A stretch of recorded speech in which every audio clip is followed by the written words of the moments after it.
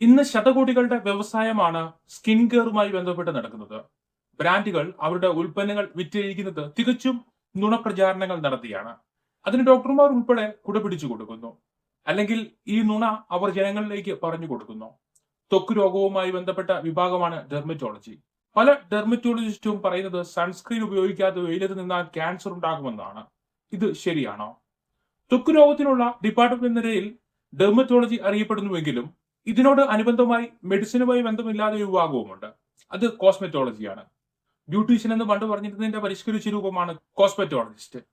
മാർക്കറ്റിൽ കിട്ടുന്ന നല്ലതും അല്ലാത്തതുമായ കോസ്മെറ്റിക്സ് ഉൽപ്പന്നങ്ങളെല്ലാം ഉപയോഗിച്ച് ആളുകളെ വെളുപ്പിച്ചു കൊടുക്കും.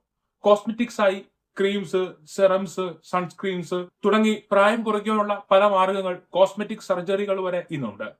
പല ആളുകളും ഇന്ന് സൺസ്ക്രീൻ മാൻഡേറ്ററി ആയി ഉപയോഗിക്കേണ്ട ഒന്നാണ് എന്ന് പറയുന്നു.